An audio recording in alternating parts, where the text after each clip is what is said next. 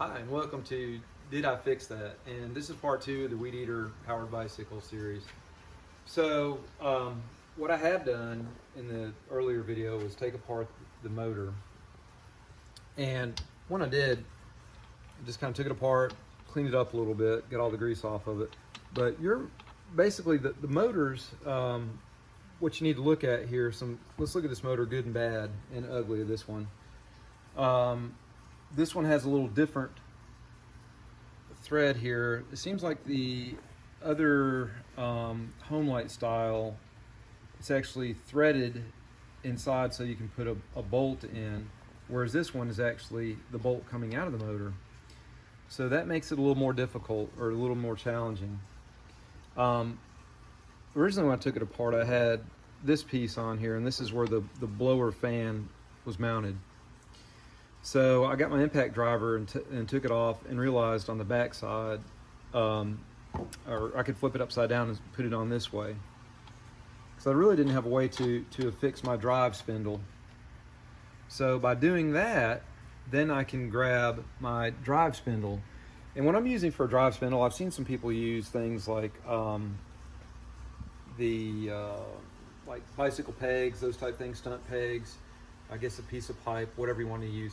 I found that the best thing to use, I got these at Harbor Freight and Tool, are just some 1/2-inch drive impact sockets. And the benefit of using these is that you're able to change your gear ratios very quickly, very easily, to see which works for your bicycle wheel, and also your weight and specific engine.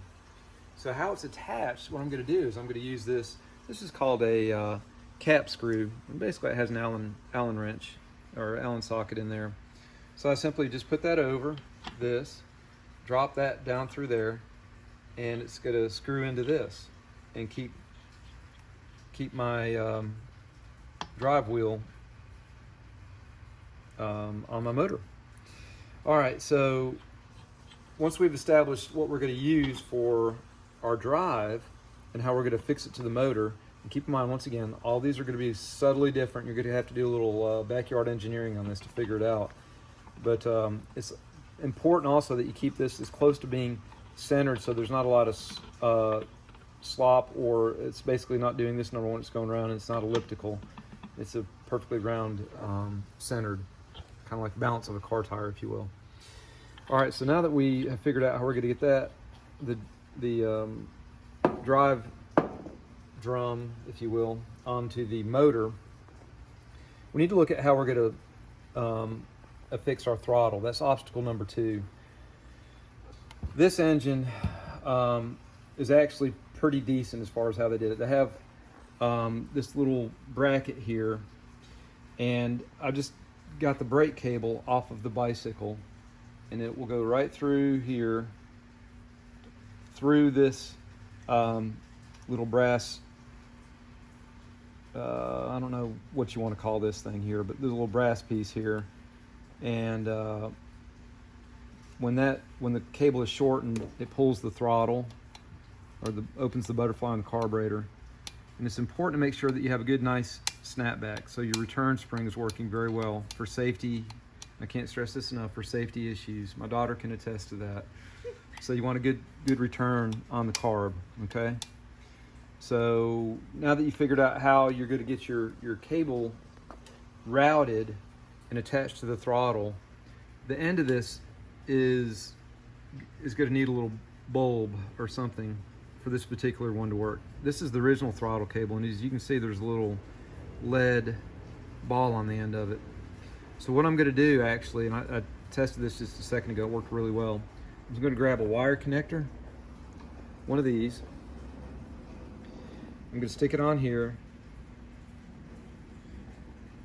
run it out to the end, crimp it down with a crimping tool, cut off the plastic and cut off the eyelet on this, or the eye, and it'll basically replicate this little drum or lead ball here. So that's how you can get your throttle so it'll go through the linkage and won't pull out. Another option that I've done in the past, or used in the past I should say, and get my grammar correct, is these servo rod connectors. These happen to be Dubro's the brand name, easy connectors. But basically what they are is these little brass drums. So the wire would go through the brass drum, and then there's a cap screw that goes down through the center here and pinches the wire in there, and basically makes a little device so you can't pull your cable back out. All right, so we've got our throttle established. We've got our drive drum figured out. Now we're going to jump over here and take a look at our bicycle real quick. And for this design, what I did was I went to Home Depot and got a couple things. One thing I bought was just a turnbuckle, just a zinc-plated turnbuckle. These are fairly cheap; they're a couple bucks. This is a 1/4-inch galvanized steel pipe nipple, and I also got some 3/8 rod. Now, when you buy this 1/4-inch nipple, it almost fits this rod.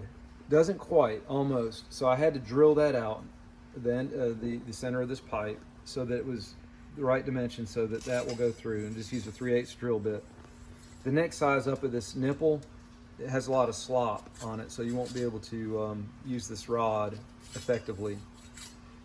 And then I also bought some angle iron, and the angle iron I got, I think, was 1.25 inches. So what we're going to do is take a look at our bicycle and figure out how we want to mount our motor. So here's our bike. I'm just going to pick this up and stick it over here. I should have done that earlier.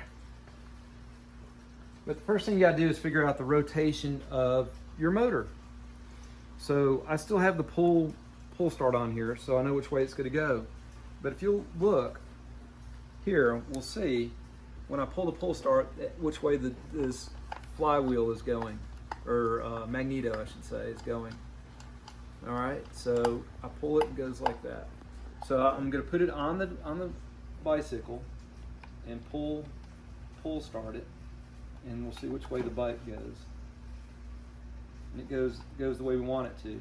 So that means that our engine has to be mounted on this side of the bicycle. If we had it on the other side, the bicycle would go backwards. So that's the key thing, is figuring out what direction your engine rotates or runs so that you go forward when you're riding your bike. Okay, so now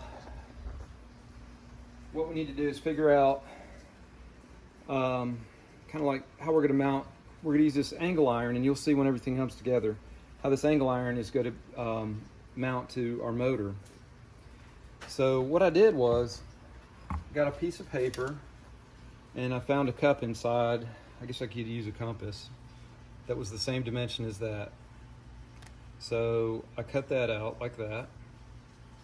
Okay. Then I found where these holes go through.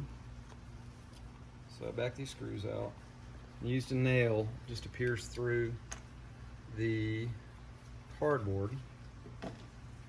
So they go right there. So that and that is how we want to mount the engine to the angle iron. So I then got my angle iron and transferred that using a template. Okay, using my template. Now, of importance when you're doing this is that you note the dimension between these lugs or screw holes or whatever, where they mount, and the bottom of the engine case. Because as you can see, they're not completely, this is down further than the mount, this part of the engine casing. So make sure when that you leave yourself enough gap down here on the bottom edge so that you're going to clear everything. So it does. All right, so I'm going to put that in the vise. I'm going to use my jigsaw, and I'm going to cut that out real quick and drill a couple holes. So we'll be back in just a second after I've done that. Okay, now that I've gone ahead and I've cut out my 1 1/4 inch angle iron using my template that I showed you earlier, I went ahead and I drilled 1 hole based on where my template was, indicated a hole was. And like I said, how I did that was I just put the template there and just used a nail or something to punch a tiny hole in through this mounting hole to give me an orientation.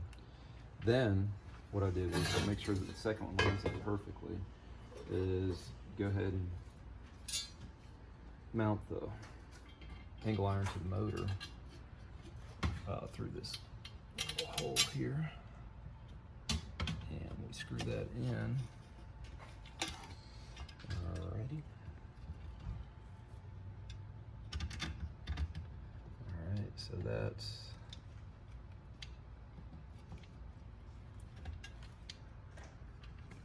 alright, so we'll just pretend that that's in already. I'm having a little difficulty getting the screw in. But anyhow, once that's in, then you can swing this around and find out exactly where you want this angle iron to be. You want to make sure that you have a good space in between the angle iron and the magneto or flywheel here. Make sure nothing's going to hit. So once you've established that space, turn it kind of sideways or upside down and take a little punch or a nail or something and come through the mounting hole and reference on this the angle iron where you want to drill your second hole. So I went ahead and did that as well so they line up perfectly. All right, now that I've got that done, this is, I guess, what I'll call the mounting rod, if you will. So I'm going to take my pipe or nipple here that we had earlier. I'm going to put that over the rod and give yourself probably a good 1/2 inch or so coming through, so you have that exposed, maybe the width of your pinky or something like that. Then I'm going to take a piece of tape and note where I want the end of the pipe lays out. So it lays out right there. Okay. Now that we've got that established, I'm going to come over and put it in my vise. And keep in mind, this is like the world's cheapest vise. Hopefully it'll hold it still enough for me to be able to do what I need to do. Once again, we'll line it up and see that we want our angle to be right there, the apex of the angle. So now I'm going to bend this, hopefully without this vise falling off and killing or maiming me. And that's not going to work. Okay. All right, you can pause it. All right, so I was able to get my 90-degree angle here, and my pipe fits on there just fine. So now, what we need to look at is the actually mounting of this to the bicycle. So like I said earlier, this is going to be like a pivot point here, and it's just going to kind of go up and down. But need to figure out where we're going to mount the engine. So looking at the engine, and keep in mind I'm going to cut some of this angle iron off. Need to figure out where it's going to lay out. So if you have it up too high as you're pedaling, your heel will probably strike the motor. Less than ideal. Way back on the back, your center of gravity is going to be tended more over the center point of the wheel. Make it more wheelie prone. I mean, this thing doesn't have enough energy or power to actually do that, but at any rate, so I might kind of go right about in there. It's a little bit past the midpoint of the axle of the rear wheel. So then what we do is we take our pipe or a mounting bracket, put it on there, and see that we've got to put another kind of like little bend in this rod, because ultimately what I want it to do is to come from here, hit that, and then we're going to fix the rod to this angle iron. So what we need to do is calculate a little bend. So basically this is going to lay out pretty much right over this rear support on the bicycle. So, and this will take you a little bit of fidgeting to get it just right. So what we need to do is have it bend in here and then just kind of straighten out. So I'm gonna cut out for a second, put a little bend in there, gonna slap this in the vise, bend it down a little bit and then straighten it back out, and we're gonna get it lined up perfectly. Okay, I took a quick break, went out and got a vise so I can easily bend this stuff. So what I'm gonna do is I'm gonna make my first initial bend so I can have it transition over and mount properly on the bicycle. So I'm just gonna put a little bend in it this way. You gotta kind of muscle it a little bit. Then pull back over here on the bicycle. Take a look and see. All right. So now what I want to do is put a bend about right here to straighten it back out. And this doesn't necessarily have to be precise, but I am just kind of going with it, so to speak here. Just trying to eyeball it. This is not precision machine work by any stretch of imagination, but bend back on that a little bit. And I'll take a look and see how that looks. Okay. All right, so if I mount it like that, probably want to put more, make it more parallel with the wheel. Let's do that. Back over here to the vise. Stick that back in. So to make it more parallel to the wheel, I got to pull back on it a little bit. All right, let's take. We're filming. Okay, so I've got my little angle put in it there, and I'm pretty much parallel with the wheel and over this little device or back brace on the bicycle. Now, just for messing around purposes, I'm going to stick this here and just kind of get a ballpark idea of where we're going to line up if we're where we need to be. So, once again, get to kind of hold that like that. I'm going to pretend that it's welded on. Okay. And it looks like, by looking at it, where it's going to hit with the weld relative to the drum position, we're going to be right on the middle of the wheel. Okay, so now what I'm going to do is need to cut a little bit off of my angle iron. And like I said earlier, I want it to hit roughly in here. So what I'm going to do is give myself probably 4 inches or so in front of my mounting point, 4 to 5 inches in front of here, maybe 6. Maybe I'll come out to the front of the air cleaner. That'd be a good point. And that'll give me plenty of area to affix this rod to this angle iron. So I'm gonna just mark that with a piece of tape where I want to go. And then I'm gonna use a cutoff tool. So we're gonna go right in front of the air cleaner. Put a piece of tape, something like that. And then I'm going to get I've got an electric cutoff tool to use that to cut my bracket here. All right, so I'm going to use my cutoff tool just to cut this. You could use a hacksaw, but this is a little less labor, so I'm going to use this.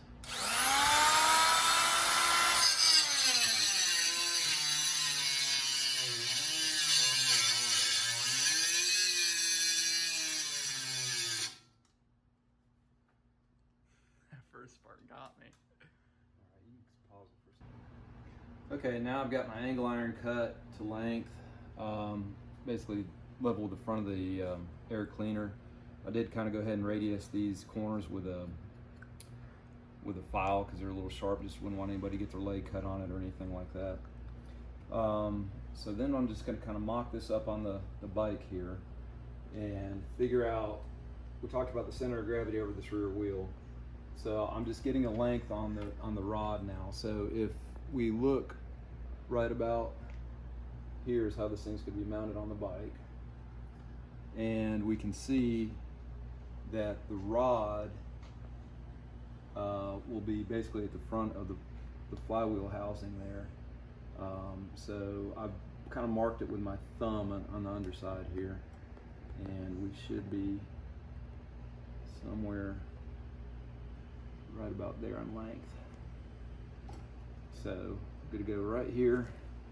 I'm going to cut it off with my cutter. Pop that in the old vise here. Go about right there. Cut this puppy off to length.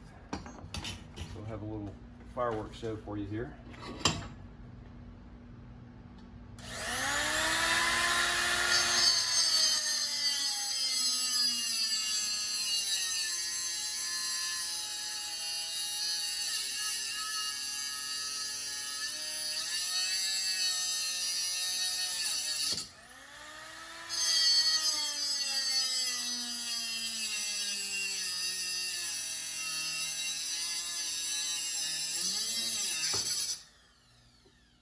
So now I've got everything cut, everything pretty much figured out what we're going to do with the bike.